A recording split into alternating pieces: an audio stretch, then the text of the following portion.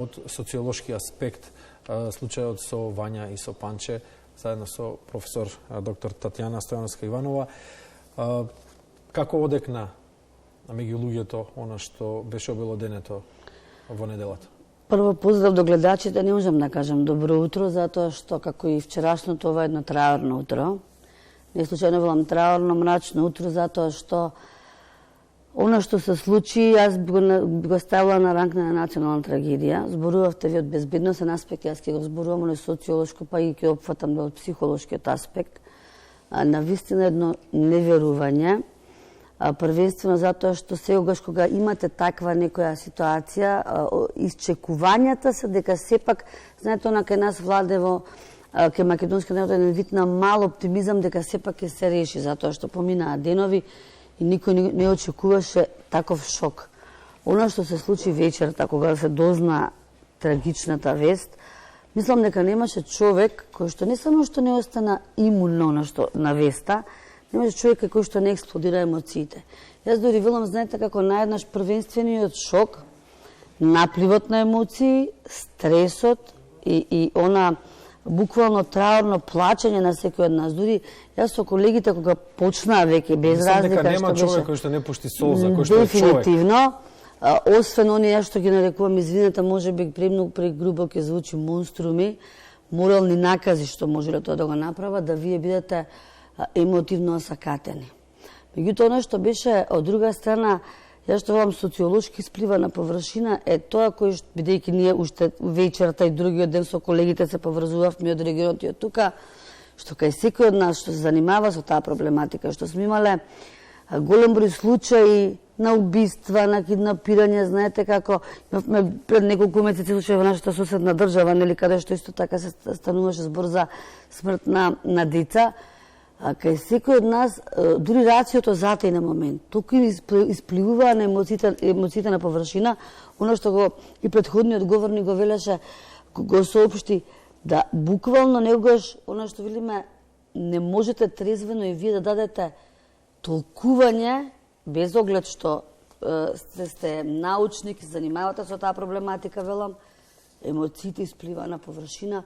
И мене ми требаше време, а и на сите оние кои што се занимаваме, велам со тоа, да едноставно се соземеме и почнуваме да размислуваме, односно да размислуваме, да ги бараме причините и да одгаднуваме која личност, кој може, значи сега нели велат презумција на невиност, тука тргам се настрана, дали може човечко битие, кој што се карактеризира како рационално битие, кој што го одликуваат емоциите, кој што одликуваат вредностна надградба, да биде толку морална и вредностна наказа и лишено од емоции да направи нешто такво на едно дете, невино, кој што допрва во чудот на младоста ви делиште од живот. И тоа е тој шок, тоа неверување првенствено, социолошки велам, се поставуваат тука, веќе се испливуваат на површина некои други работи во контекст на доверба, во контекст на родителство и така натаму, за кој што ќе подискутираме подоцна.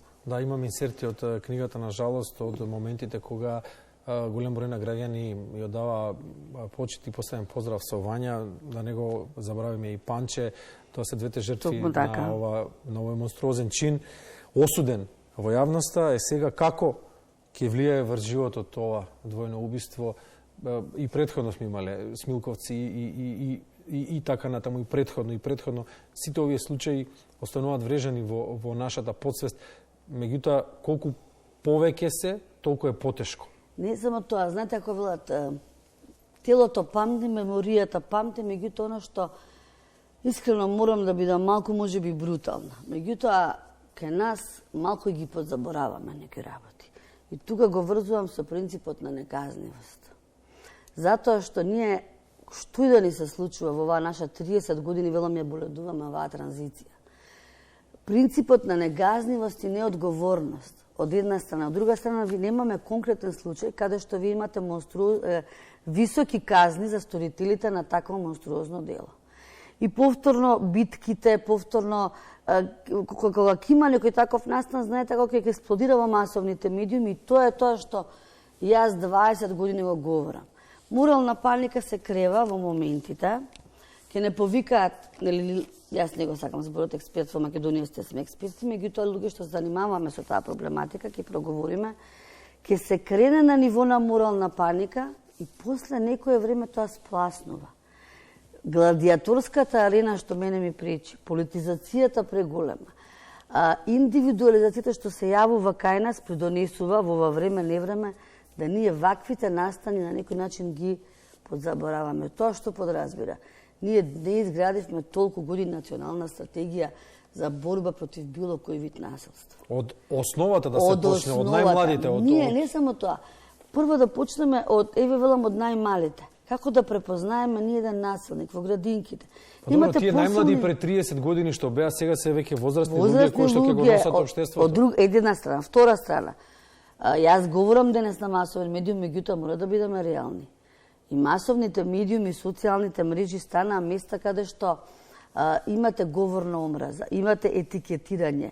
Од друга страна имате модели, јас ќе ги спомнам луѓето кои што ги извршиле ова масовно, кои што се предпоставува дека кои извршиле, каде што тие беа на масовните медиуми присутни. И дел од нив беа глорифицирани.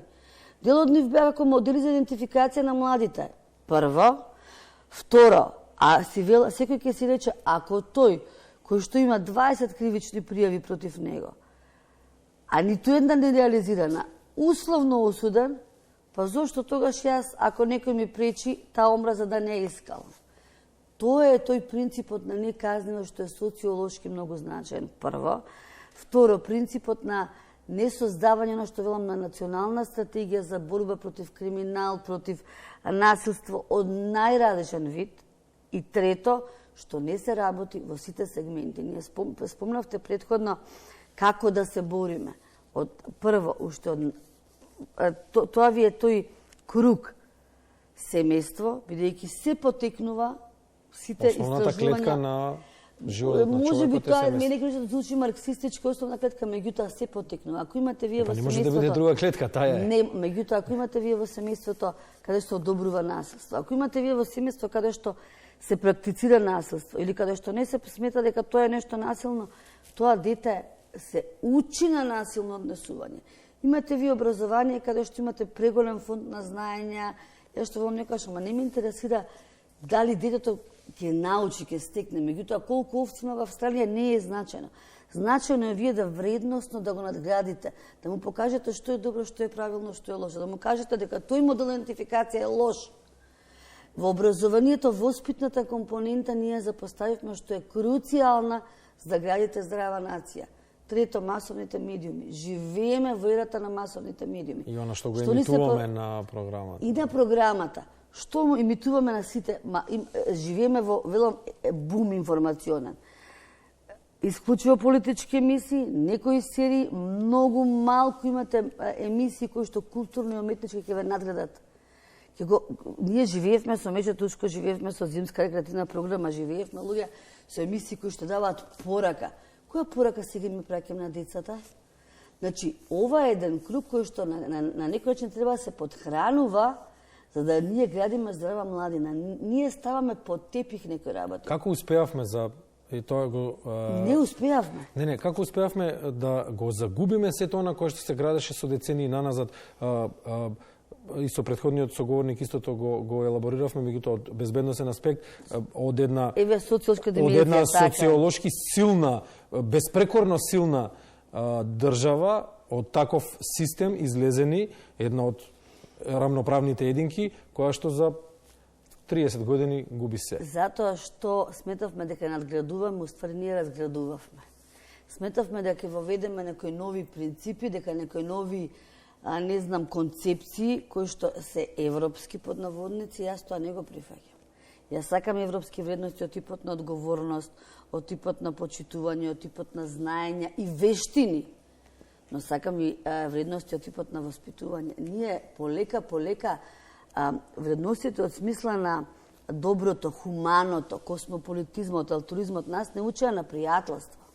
Нас не учеа својот соговорник, својот другаче да му помогнеш. Како дознаваме сега за насилните акти што ни се случуваат во училиштата? Затоа што сите снимаат, тоа што ни говори. и говори дека децата се алиенирани, отуѓени едни од други. Се хранат со оно што Се го хранат со тоа, затоа што вие што да повикате помош, вие тоа го снимате. Полека урнисуваме, знаете како велам, парче по парче во делот тргаме настрана и тоа ќе се разнебити. Мора да се вратиме кон себе си. Социјалните медиуми се многу моќен фактор. Меѓутоа, оно што зборуваме, мора да имаме не се само кам медиите начин да вие дознаете нешто. Стравот, да, ќе предизвикаме. Од друга страна, ќе најде начин како тоа да го направи. Едукацијата е клучна. Сите овие фактори што ги спомнав, квалитетно родителство. Децата сега, да се навратиме на тоа, кога слушаат, како тие деца ќе бидат, кажете ми, емотивно сега силни, кај нив ќе се создаде бура од емоции, недоверба, во смисла родител да биде вмешан. Да, првото прашање кај децата е дали со Вања тоа се случило случајно или ќе стане некаква пракса. Тоа е првото прашање што децата на незина возраст го поставуваат. Второ, безбедноста, како јас додам сега на училиште, дали додам сам, колку да верувам во институциите. Иако тука не сме да се, јас не сакам да се политизира наставата апсолутно. Меѓутоа, дали ми е училиштето безбедна средина? Колку мене може другарчето да ми помогне? Значи, тука се изнедруваат низа прашања кои што ние треба да дадеме одговор и кои што треба целиот систем да се ресетира, да посветиме внимание, што велам, за тоа што не смееме да имаме изгубени генерации. Ова, за жал, дали требаше да ни се случи вакво нешто, се случи пред неколку месеци во Србија, проговоривме тогаш, зборувавме јавно, почна нешто да се прави и се заташка. Затоа што, пак ќе речам, политизацијата нас не као некоја катадневија. Луѓе, генерации ќе изгубиме. Кој на крај ќе ја води таа држава ако ви имате деца кои што ќе се индивидуалци, деца кои што ќе се егоисти, индивидуалисти? Заборавивме на алтуризмот, космополитизмот, на оние работи кои што значат подобри луѓе.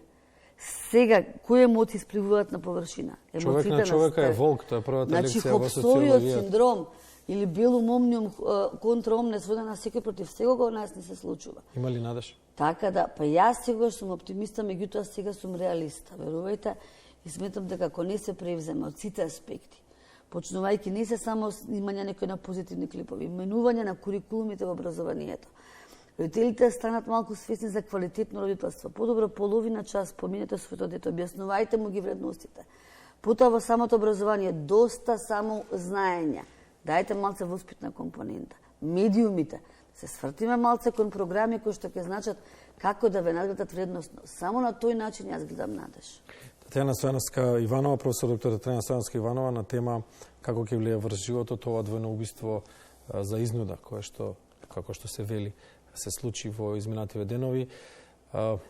Што да кажеме, освен сочувство до оние најблиските на жртвите. Траорни денови се, денови на мисли, размисли, меѓутоа може би ова 12:05 да се свртиме кон себе си, да се свртиме кон оно што значи да направиме подобро место за живење на секоја една индивидуа. Затоа што ова што ни се случува навистина е траума за сите нас и траума за генерациите кои доаѓаат.